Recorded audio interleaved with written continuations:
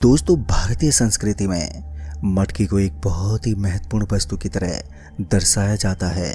मटके में पानी ठंडा करना और खाना बनाना कई पुरानी किताबों में इसका चित्रण मिलता है। आज भी भारत के कई इलाकों में मटकों का बहुत चलन देखा जा सकता है। अब आप लोग सोच रहे होंगे कि मैं आपको ये जानकारी क्यों दे रहा हूँ। दोस्तों, जहाँ एक और मटका अच्छे कामों के लिए इस्तेमाल में लिया जाता है, तो वहीं काला जादू और टोना टोटका करने वाले लोग भी इसे अपनी काली विद्या का बल दिखाने, किसी के ऊपर से आत्मा को हटाने और उसे कैद करने आदि कामों के लिए इस्तेमाल में लेते हैं। साधारण सा दिखने वाला एक मटका आखिर कितना खतरनाक हो सकता है, इस बात का अंदाजा मुझे तब लगा जब बचपन में एक छोटी सी गलती की वजह से मेरे दोस्त की जान पर बन आई। नमस्कार दोस्तों, मेरा नाम सागर चौधरी है और ये घटना मेरी आंखों के सामने घटी। मेरी जिंदगी की सबसे खौफनाक घटना है ये। इस घटना के बाद मैंने कभी काली विद्या और टोने टोटके का मजाक नहीं बनाया। इन सब की शुरुआत साल 2009 में हुई थी। मैं अपने परिवार के साथ राजस्थान के शेखावाटी की गोद में बसे शहर सुजानगढ़ में रहा करता था। यहाँ मेरा एक दोस्त हुआ करता था जिसका नाम दीपक था। दीपक और मैं बचपन से साथ खेले और बड़े हुए। स्वभाव से सरल और चंचल दीपक का एक ही सपना था, वो भारतीय एयरफोर्स में पायलट बनना चाहता था।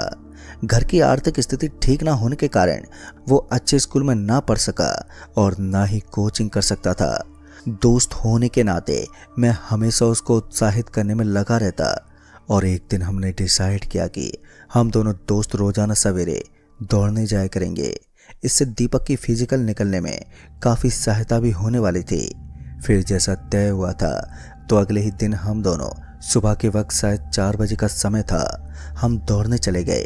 अब ये हमारा रोजाना का रूटीन बन चुका था। कभी वो मुझे उठाने आता तो कभी मैं उसे उठाकर ले जाता। शहर से दूर जाते रास्तों पर हमें अक्सर अलग अलग जगहों पर लाल कपड़े से बंधे हुए मटके नजर आते थे। दीपक हमेशा उन मटकों का मजाक बनाता और मैं उसे कई बार समझाता कि ऐसा ना करें, ये हानिकारक भी हो सकता है। तो दीपक मटके के थोड़ा करीब जाता और वहां से लौट कर आता। जाहिर सी बात थी, वो ऐसा मुझे परेशान करने की इच्छा से करता था। इसी तरह रोजाना सवेरे दौड़ने जाते हुए हमें अब करीब 2 महीने होने को आए थे और दिवाली भी करीब आ चुकी थी। एक दिन की बात है, मुझे किसी वजह से शहर दूर जाना पड़ा और अगले 2 से 3 दिन मैं गांव में मौजूद नहीं रहा। जब मैं गांव आया तो मैंने देखा कि दीपक की तबीयत ठीक नहीं लग रही थी। मैंने दीपक से पूछा, दीपक भाई क्या हुआ, तबीयत कैसे बिगड़ गई तेरी? अभी कुछ दिन पहले तो तू ठीक ठाक था, अचानक ऐसा क्या हो गया? मेरी बात का जवाब देते हुए उसने कहा, अरे कुछ नहीं यार, थोड़ी सी कमजोरी है बुखार की वजह से, और कुछ नहीं, देख अभी 100 सीटअप करके बताता हूँ। उसकी बात सुनकर वो और मैं हंसने लगे और अपने अपने घरों की ओर चल दिए। सर्दियां भी अब धीरे धीरे दस्तक देने लगी थी। फिर मुझे लगा कि दीपक को ठंड लग गई है और इसी वजह से उसे बुखार भी आया होगा। फिर कुछ दिन और गुजरे, दीपक भी अब बहुत हद तक ठीक हो चुका था और हम दोबारा अपने रूटीन के मुताबिक दौड़ने जाने लगे। दिवाली भी आने वाली थी और आसपास के सभी तांत्रिक बाबा सक्रिय हो चुके थे। एक रोज हमने मटकी उड़ती हुई देखी और उसे देखकर दीपक मटकी का मजाक बनाने लगा। तो मैंने उसे डांटते हुए बोला, दीपक हर जगह मजाक नहीं किया जाता, थोड़ा सीरियस होना सीख, नहीं तो बहुत बुरा फंसेगा। अब दिवाली के पास आते ही मटकियों के उड़ने का सिलसिला भी बढ़ने लगा। एक शाम की बात है, मैं दादाजी के साथ बैठा उन्हें इस बारे में बता ही रहा था कि कैसे हम रोज मटकियों को उड़ता हुआ देखते हैं। तो दादाजी पहले तो मेरी तरफ देखकर थोड़ा सा मुस्कुराए और फिर मुझे एक कहानी सुनाने लगे। दरअसल दादाजी ने बताया कि जब मैं तुम्हारी उम्र का था तो मैं भी कई बार इन मटकियों को उड़ता हुआ देखा करता था। हमारे गांव में उस समय एक अघोरी बाबा रहा करते थे। वो ज़्यादातर शमशान भूमि में ही रहते थे और वहीं पर अपनी तपस्या किया करते। मैं हमेशा ही बहुत उत्सुकता से उन्हें देखा करता। एक दिन मैंने उनसे कहा, बाबा आप मुझे भी अपनी शरण में ले लीजिए। इतना सुनकर वो हंसते बोले, बेटा अभी तुम बहुत छोटे हो और ये सब तुम्हारे काम का नहीं है, पर फिर भी अगर तुमने अपना मन बना ही लिया है तो अगली अमावस को ठीक रात के 1:30 बजे मेरे पास आ जाना। मैं पहले तुम्हें आजमाना चाहूँगा, उसके बाद ही तय करूँगा कि तुम मेरे शिष्य बनोगे कि नहीं। उस तांत्रिक बाबा की सारी बातें ध्यान से सुनकर मैं अमावस्या का इंतजार करने लगा। उस समय सड़कें आज की तरह आबाद नहीं हुआ करती थी, न ही बिजली का कोई स्रोत हुआ करता था। हाथ में घासलेट से जलने वाला लालटेन लेकर मैं खामोशी के साथ घर से निकला। वो रात अमावस्या की थी तो जाहिर सी बात है चांद की रोशनी का कोई नामो निशान नहीं था। गांव से शमशान की दूरी यही कोई 6 से 8 किलोमीटर की रही होगी। हाथ में बुझा हुआ लालटेन और जेब में माचिस की डब्बी लिए मैं गांव के आखिरी घर के सामने से निकलने लगा। तभी एक शोर की आवाज़ मेरे कानों में पड़ी।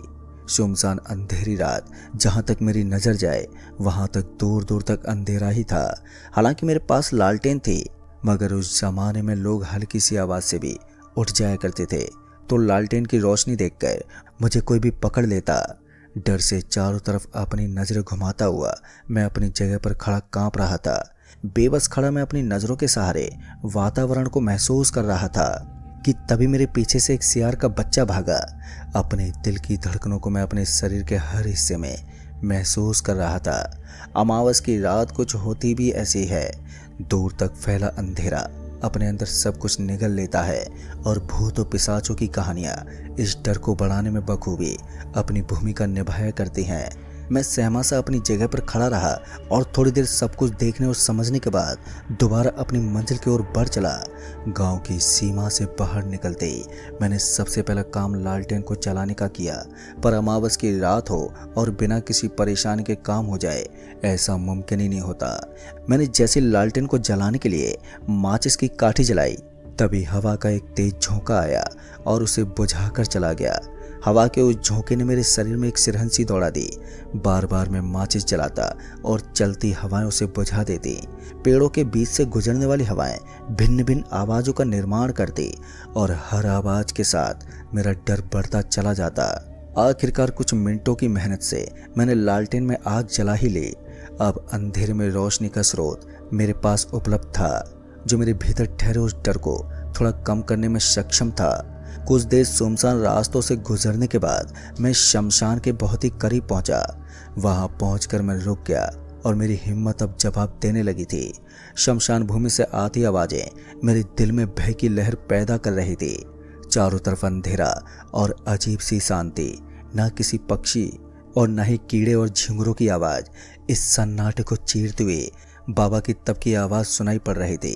भगवान का नाम लेकर मैंने अपने कदम शमशान भूमि में रखे ही थे कि असामान्य रूप से मेरा लालटेन बुझ गया। मैं भय से भरे चेहरे को लेकर बाबा की ओर बढ़ा। मुझे अपने सामने खड़ा देख बाबा ने कोई प्रतिक्रिया नहीं दी थी। मुझे बैठने का इशारा कर वो अपना तप पूरा करने लगे और आधे घंटे तक मैं उन्हें बैठकर देखता रहा। तब खत्म कर बाबा बोले, समय का पाबंद है, अच्छा हुआ तूने समय बर्बाद नहीं किया। बता, तैयार होकर आया है अपने जीवन की अब तक की सबसे बड़ी परीक्षा के लिए। तभी आत्मविश्वास से भरी अपनी चमकती आंखों से मैंने बाबा की ओर देखते हुए बात का जवाब दिया, बाबा मैं पूरी तरह से तैयार हूँ, मुझे बस आपकी शरण चाहिए। मुझे भी आपकी तरह लोगों की भलाई करनी है। मेरे अंदर आत्मविश्वास को देखते हुए बाबा के चेहरे पर हल्की सी मुस्कान आ गई। इसके तुरंत बाद ही बाबा ने मुझे कुछ निर्देश दिए। अपने कपड़े उतारो और आग के बिल्कुल सामने बैठ जाओ। जब तक मैं ना कहूँ आंखें खोलने की गलती मत करना, चाहे कुछ भी हो जाए। भस्म के घेरे से बाहर जाने की सोचना भी मत, अन्यथा तुम्हें जान की हानि भी हो सकती है। आज रात तुम्हें ऐसे दृश्य देखने को मिलेंगे जो तुम्हें जिंदगी भर याद रहने वाले हैं। बाबा के सभी निर्देशों को ध्यान से सुनकर मैंने अपने कपड़े उतारे और निर्देश अनुसार भस्म के घेरे में बैठ गया। नग्न अवस्था में बैठा मैं ठंड से ठिठुरने लगा। अभी कुछ ही देरी हुई थी कि मुझे ऐसा लगने लगा जैसे मेरे पीछे कई सारे लोग बातें कर रहे हैं। धीरे धीरे वो बातों की आवाज़ दर्द और तकलीफ में चिल्लाने की आवाज़ों में बदल गई। वक्त का तो कुछ पता नहीं, लेकिन थोड़ी देर में वो आवाज़ें मेरे कानों में इस कदर आने लगी जैसे कि वो सब मेरे ही पीछे खड़े होकर चीख रहे हों। बाबा ने मुझे फिर से अपनी आंखें खोलने को कहा। मैंने भरी दिल से हिम्मत करते हुए धीरे धीरे अपनी आंखों को खोला तो मैंने देखा कि सामने बाबा बैठे हुए थे और उनके पीछे कई काली परछाइयां मंडरा रही थी। बाबा ने मुझे कुछ मंत्रों का उच्चारण करने को कहा। बाबा हवन कर रहे थे और मैं उनकी सहायता कर रहा था। अचानक से मेरे कंधों पर मुझे भारीपन महसूस होने लगा। मंत्रों का उच्चारण करते हुए ही मैंने पीछे पलट कर देखा तो मेरी सांसें हलक में अटक गईं। मेरे कंधे पर एक छोटा सा बच्चा बैठा था जिसके पैर जमीन को छू रहे थे। आंखों की जगह उसके चेहरे पर सिर्फ काले गड्ढे थे और चमड़ी चेहरे से लटक रही थी। इतना भयानक चेहरा मैंने अपनी जिंदगी में कभी नहीं देखा था। कुछ 3 घंटे बाद बाबा ने मुझसे बोला, कल ठीक 12 बजे आ जाना, आज की तेरी परीक्षा पूरी हुई। उन 3 घंटों में मैंने इतना कुछ देख लिया था जिसको मैं कभी किसी के साथ साझा नहीं कर सका। कुछ 15 दिन बाबा के साथ तंत्र साधना सीखने के बाद बाबा ने मुझे मटके का जादू सिखाया। इसे करने के लिए पहले एक मटका लेकर उसने सिंदूर, चूड़ी, कुछ पैसे एवं मिठाई आदि सामग्री को माध्यम बनाया जाता है। इसकी सहायता से किसी पर किए हुए काले जादू को खत्म भी कर सकते हैं तथा किसी पर जादू भी कर सकते हैं। कुछ सामग्री को मटके में रखकर उस पर मंत्रों का जाप करने पश्चात दिशा निर्देश तय कर मटके को हवा में छोड़ दिया जाता है। इसके बाद मटका अपनी दी गई दिशा में उड़ता हुआ उसी व्यक्ति के आसपास जाकर गिर जाता है। संभव है कि वो व्यक्ति गलती से मटके से टकरा जाए और उस पर बाधाएं आनी शुरू हो जाती हैं। इसलिए जब भी कभी तुम्हें ऐसा कुछ नजर आए तो उस पर ध्यान मत देना। दोस्तों, दादाजी की बातों में मैं खो गया था। घर में किसी को नहीं पता था कि दादाजी को इन सब बातों का भी ज्ञान है। जैसे ही दादाजी ने मुझे मटके के उड़ने की बात बताई तो मेरे शरीर में कपकपी सी दौड़ गई। अब मुझे सब कुछ समझ में आ रहा था कि वो उड़ता हुआ मटका देखना हमारा कोई वहम नहीं था। दादाजी से बातें करते हुए अब रात हो गई थी। हमने भोजन किया और फिर हम सो गए। फिर अगली सुबह रूटीन के मुताबिक मैं दीपक के घर चला गया और दीपक को आवाज लगाने लगा, दीपक, ओ दीपक, चल भाई, वक्त हो गया है, देर हो जाएगी हमें। मेरी बात सुनकर दीपक बाहर आया। उसे देखकर ऐसा लग रहा था जैसे उसे किसी ने बहुत पीटा हो। थकान और सूजी हुई आंखों से भरे चेहरे को लेकर वो मेरे सामने खड़ा हुआ था। उसकी हालत देखकर मैंने आश्चर्य और मजाकिया लहजे में पूछा, अबे क्या हो गया तुझे? किससे लड़ाई करके आया है तू? आर्मी में जाना है तुझे?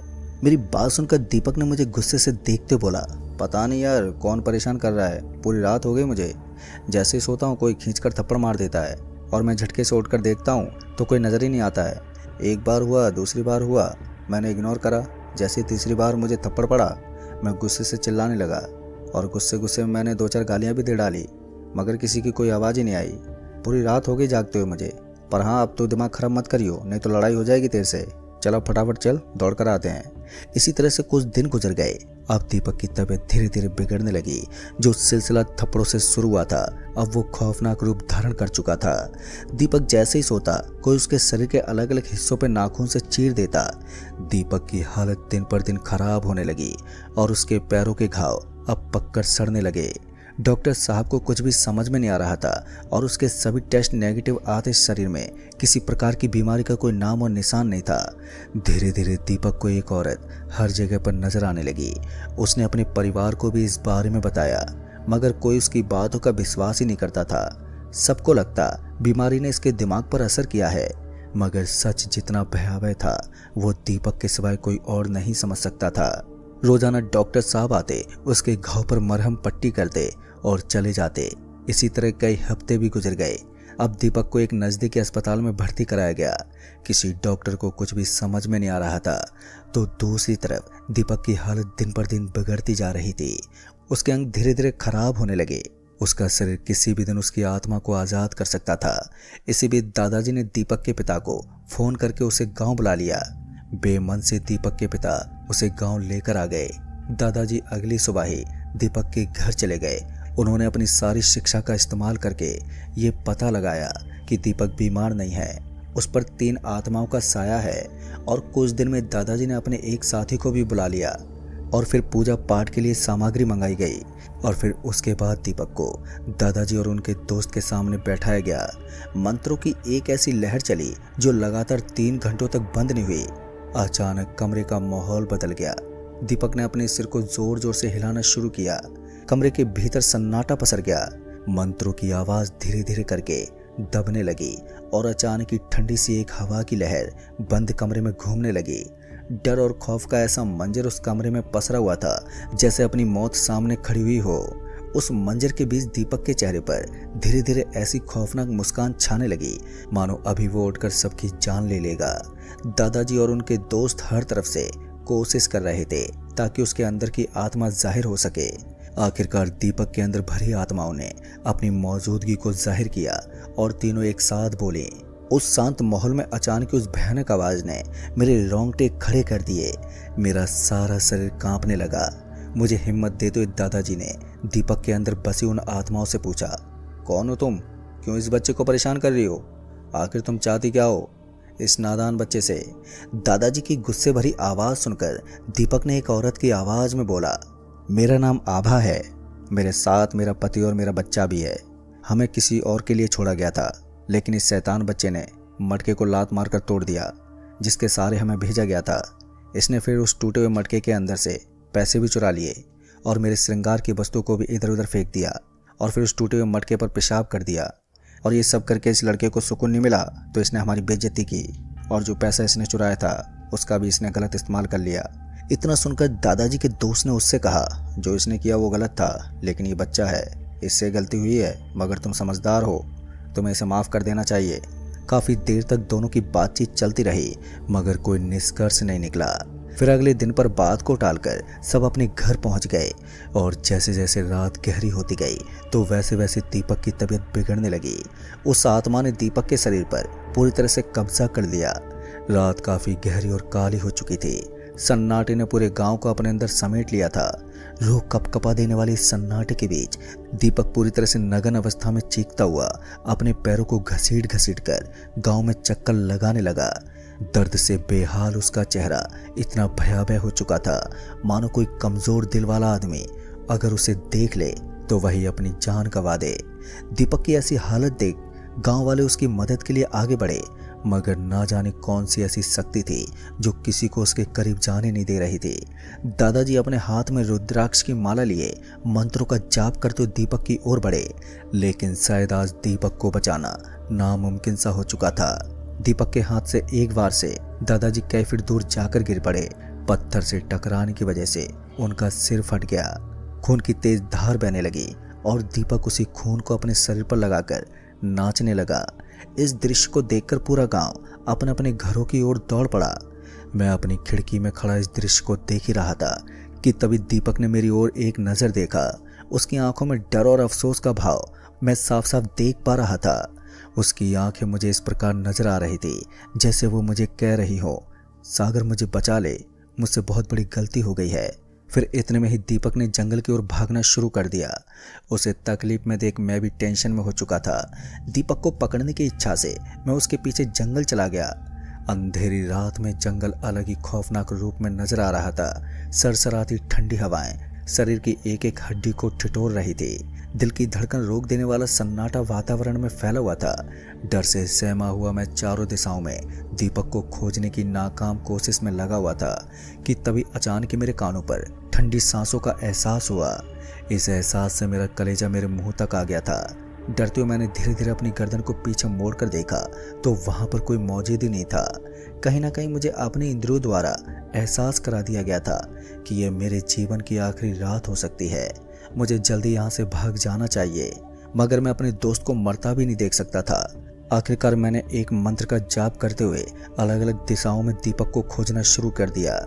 दबे पांव जंगल में घूमते हुए मुझे अब करीबन 2 घंटे होने वाले थे। अपने दोस्त को खोजने की उम्मीद अब लगभग खत्म होने वाली थी कि तभी मेरे कानों में दोबारा एक आवाज़ सुनाई पड़ी। वो किसी की जानवर के दर्द में चीखने की आवाज़ मुझे मालूम पड़ रही थी। मैंने अपने अंदर की सारी हिम्मत को इकट्ठा कर उस आवाज़ की ओर कदम बढ़ा दिए। करीबन 100 मीटर चलने के बाद मैंने एक भयावह दृश्य देखा। दीपक एक सियार के बच्चे का पेट फाड़कर उसके अंदर से मांस को चीरकर खा रहा था। उसे ऐसा करता देख मेरी जोरदार चीख निकल गई। पूरा जंगल मेरी चीख से गूंज उठा, मगर दीपक पर उसका कोई असर ही नहीं हुआ। दोस्तों, ये सब देखकर मैं समझ चुका था कि अब दीपक को बचा पाना मुमकिन ही नहीं है। फिर खुद को संभालते हुए मैंने एक महत्वपूर्ण फैसला लिया और पास पड़े एक बड़े से पत्थर को उठाकर दीपक के सिर पर दे मारा। बिना रुके कई बार करने की वजह से उसका सिर पूरी तरह से क्षतिग्रस्त हो चुका था और इसी के साथ दीपक की आत्मा भी उसका शरीर छोड़ चुकी थी। खून से लथपथ शरीर को लेकर मैं गांव पहुंचा और सबको बताया कि अब दीपक हमारे बीच नहीं रहा। दोस्तों, लोगों ने कई तरह की बातें भी बनाई, मगर अंततः सबने मिलकर दादाजी और दीपक का साथ अंतिम संस्कार किया और उसकी आत्मा की शांति की प्रार्थना की। पर दीपक आज भी मुझे अपने सपने में नजर आ जाता है। उसकी सुकून भरी आंखें और नरम मुस्कान ये साफ बयां करते हैं कि अब वो आज़ाद है। तो दोस्तों, इस कहानी में बस इतना ही। कहानी आपको पसंद आई हो तो वीडियो को लाइक शेयर कमेंट ज़रूर कर दें, और साथ ही अगर आप चैनल पर नए हैं तो चैनल को भी सब्सक्राइब ज़रूर कर दें। तो मैं आपका दोस्त राजकुमार जल्द ही मिलूंगा ऐसी एक और सबसे दिल दहला देने वाली कहानी के साथ। तब तक के लिए बाय एंड टेक केयर। दोस्तों, कहने के तो ऐसी बहुत सी चीज़ें हैं जो हमारी सोच से भी परे हैं, लेकिन हम उन चीज़ों को कुछ भी नहीं मानते, क्योंकि उन चीज़ों को जब तक हम देख नहीं लेते तब तक हम भरोसा ही नहीं करते हैं। आजकल के लोगों के अंदर तो मानो भूत प्रेत की बातें बस एक कहानियाँ लगती हैं, लेकिन जब वही कहानी उनके साथ घट जाती है तो उनकी ज़िंदगी कोई और मोड़ ले लेती है। इसलिए कहते हैं कि कभी भी अदृश्य आत्माओं को हल्के में नहीं लेना चाहिए, क्योंकि वो चीज़ें ऐसी हैं कि हमारी ज़िंदगी को वो एक झटके में बर्बाद कर देती हैं। इसलिए लोगों को कभी भी इन चीज़ों का मजाक नहीं बनाना चाहिए। ठीक मैंने भी इन चीज़ों का मजाक बना दिया था, और उसके बाद मेरे साथ ऐसा हुआ जो मैं कभी सपने में भी नहीं सोच सकता था, क्योंकि वो चीज़ें होती कुछ ऐसी हैं जिससे हमें बहुत ही परेशानी हो जाती है। दरअसल जब मैं अपने दोस्त के साथ उसके गांव जादोपुर गया तो मुझे तब जाकर एहसास हुआ कि इस दुनिया में ऐसी भी चीज़ें हैं जो हमारी भी सोच से परे हैं। उस गांव में जब मैं पहुंचा तो मुझे पता चला कि लोग अपने घर का दरवाज़ा शाम होते ही बंद कर लेते थे, और उसके बाद कोई भी गांव वाला घर के बाहर नहीं आता, और वो सुबह होने से पहले दरवाज़ा नहीं खोलता। और फिर जब मैंने इस बात का पता लगाना चाहा तो उसके बाद मैंने अपनी ज़िंदगी को जोखिम में डाल दिया, और मेरे साथ साथ मेरा दोस्त रामवीर वो भी मेरे साथ फंस गया। तो दोस्तों, आखिर लोग शाम होते ही अपने घर का दरवाज़ा बंद क्यों कर लेते थे, और आखिर उनके दरवाज़ा बंद करने की क्या वजह थी? पर जब हमने इस बात का पता लगाना चाहा तो ये सभी तमाम बातें सुनकर आप भी एक पल के लिए सदमे में आ जाओगे। ये बात 6 साल पहले की है, जब मैं शहर में रहा करता था। मैं और मेरा दोस्त रामवीर, हम दोनों शहर में एक दूसरे से मिले थे, और इसी के साथ हमारी दोस्ती आगे बढ़ गई। हम दोनों एक शॉप पर काम करते थे जहाँ पर हमारी अच्छी खासी सैलरी थी। काफ़ी दिनों तक हम दोनों काम करते रहे। फिर ऐसे एक दिन रामवीर ने अपने गांव के बारे में मुझे बताया, और जब उसने अपने गांव के बारे में मुझे बताया तो उसके बाद मेरे तो होश उड़ गए। दरअसल उसने बताया कि उसके गांव में भूत पिशाचों का बहुत ही ज़्यादा खौफ है। लोग शाम होते ही अपने घर का दरवाज़ा बंद कर लेते हैं, और जब तक सुबह नहीं होती तो तब तक वो लोग अपने घर का दरवाज़ा नहीं खोलते। फिर जब मैंने रामवीर के मुंह से ये बात सुनी तो मुझे उसकी बात पर भरोसा ही नहीं हुआ। मैंने उससे बोला, क्या यार, तू भी फिल्मों वाली बात कर रहा है? ऐसा भला कैसे हो सकता है कि लोग शाम होते अपने घर का दरवाज़ा बंद कर लेते हैं? मैंने उससे ये कहा तो उसने मेरी बात पर जवाब देते हुए बोला, भाई मुझे पता था तू इन सब बातों पर भरोसा नहीं करेगा, इसलिए मैं तुझे नहीं बता रहा था। रामवीर ने मुझसे बोला, देख भाई, तू शहर में पला बड़ा हुआ है, इसलिए तू गांव की चीज़ों के बारे में कुछ भी नहीं जानता।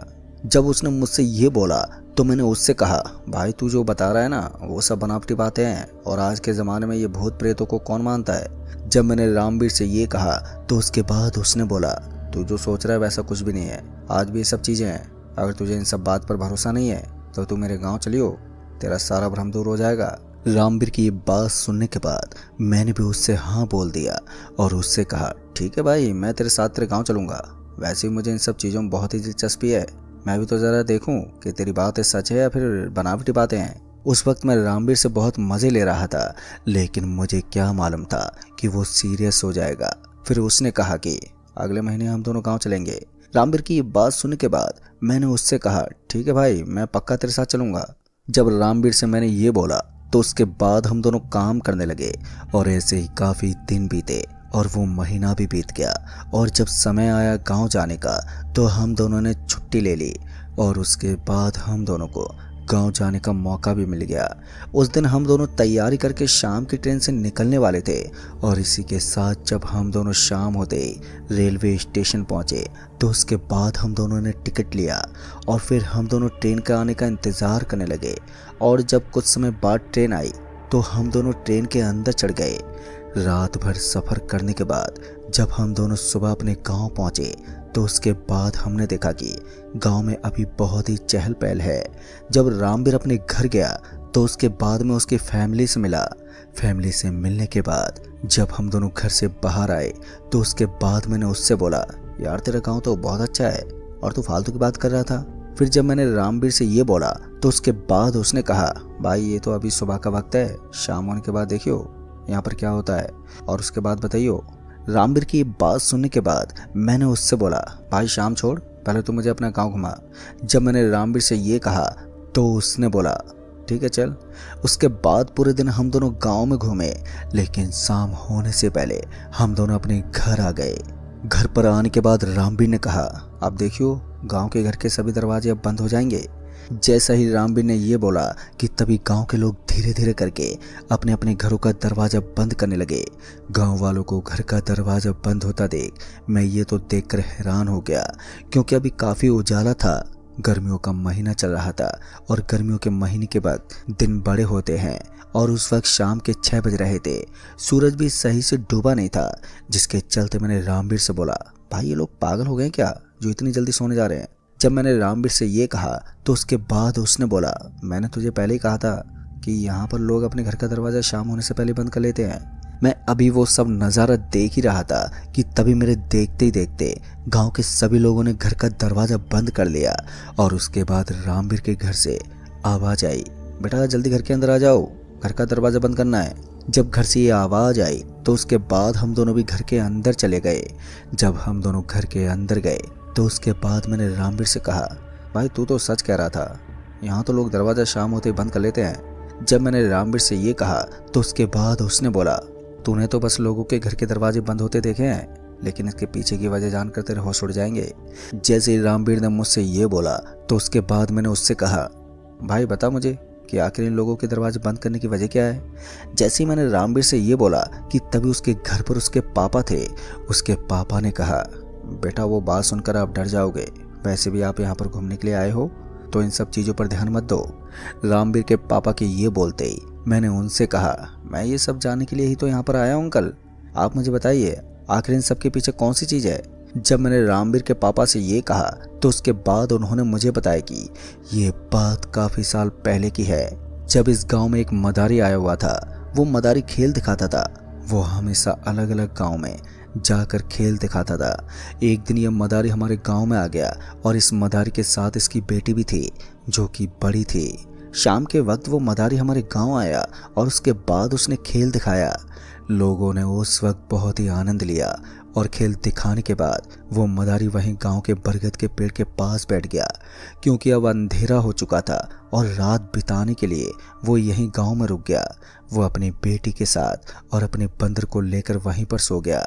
लेकिन जब आधी रात उसकी आंख खुली तो उसने देखा कि उसकी बेटी वहां पर मौजूद नहीं थी। अपनी बेटी को ना पाकर वो बहुत ही घबरा गया, जिसके चलते वो जल्दी से उठा और उसके बाद वो अपनी बेटी को आवाज़ लगाने लगा। और जब उसकी बेटी उसे कहीं भी दिखाई नहीं दी तो उसके बाद वो बहुत ही परेशान हो गया, जिसके चलते उसने देखा कि गांव में घर के दरवाजे खुले हुए थे। दरवाजे को खुला देखकर वो घर के अंदर चला गया और उसके बाद वो उन लोगों से कहने लगा कि तुमने ही मेरी बेटी को गायब किया है, जल्दी बताओ मेरी बेटी कहाँ पर है। वो लोगों को दोषी ठहराता रहा और उसके बाद उनके पास रोता चिल्लाता, जिसके चलते लोग उससे कहते, हमने तुम्हारी बेटी को गायब नहीं किया है, जाओ यहाँ से। और ये कहकर वो लोग उसे भगा देते, जिसके बाद वो दूसरे घर में चला जाता और उसके बाद उसी तरह उसको लोग मार के भगा देते। बेटा उस रात वो थक हार कर वहीं पर सो गया और फिर अगली शाम उसने फिर से वही हरकत की, जिसके चलते लोगों ने उसे बहुत मारा। और फिर ऐसे ही कुछ दिन बीत गए। लोग समझ गए थे कि ये ऐसे नहीं जाएगा, इसे भगाना ही होगा, जिसके बाद गांव के लोगों ने उसे गांव से भगा दिया। लेकिन 4 महीने के बाद वो फिर से आया और उसके बाद उसने फिर से वही हरकत चालू कर दी। लेकिन इस बार वो जब भी किसी के घर के अंदर जाता तो उनके घर का एक सदस्य मर जाता। जब ऐसे ही कुछ लोगों के साथ ये सब हुआ तो गांव वाले गुस्से में आ गए और उसके बाद उन्होंने उस मदारी को बहुत ही बुरी तरह से मारा और उसके बाद उन्होंने उस मदारी को सड़क के किनारे फेंक दिया। लेकिन फिर उस मदारी की मौत हो गई। दरअसल उसकी मौत गाड़ी के कुचलने की वजह से हुई थी। लोगों को समझ में नहीं आया कि उसकी मौत गाड़ी से कुचलने से कैसे हुई। उन्होंने तो उसे सड़क के किनारे फेंक दिया था। लोग समझ गए थे कि जरूर उसने गाड़ी के आगे भागने की कोशिश की होगी। गांव वालों की ये बात समझ में नहीं आई कि उसकी बेटी को किसने गायब किया। लेकिन कुछ दिनों के बाद ही वही सिलसिला चालू हो गया। जब भी गांव के घर का दरवाजा रात के वक्त खुला मिलता तो वो मदारी उनके घर में आता और उसी तरह हरकत करता और फिर लोगों की मौत होने लगी। इसी डर की वजह से लोग अपने घर का दरवाजा शाम होते ही बंद कर लेते। दोस्तों, रामवीर के पापा की बात सुनकर मैं तो दंग रह गया, क्योंकि उन्होंने जो बताया वो काफी हैरान कर देने वाली बात थी। लेकिन उस वक्त पता नहीं मेरे अंदर कौन सी चुल मची थी कि मैं सबके सोने के बाद घर के बाहर आ गया उस मदारी को देखने के लिए। जब मैं घर के बाहर आया तो मैंने घर का दरवाजा बंद कर दिया और उसके बाद जब मैंने बाहर देखा तो मेरी आंखें फटी की फटी रह गईं। दरअसल मैंने देखा कि वही मदारी लोगों के घर के दरवाजे के पास जाकर दरवाजा खोलने की कोशिश करता है। जब दरवाजा नहीं खुलता है तो वो वापस वहीं एक पेड़ के पास जाकर बैठ जाता है और रोने लगता। अभी मैं उसी को ही देख रहा था कि तभी मेरे पीछे से किसी की आवाज़ आई, और जब इसी के चलते मैंने पीछे मुड़कर देखा तो मेरे होश उड़ गए, क्योंकि मेरे पीछे एक लड़की खड़ी थी जो बहुत ही भयानक लग रही थी। मैं डर के मारे वहीं बेहोश हो गया, और जब मेरी आंख खुली तो मैंने देखा कि मेरे सामने रामवीर था।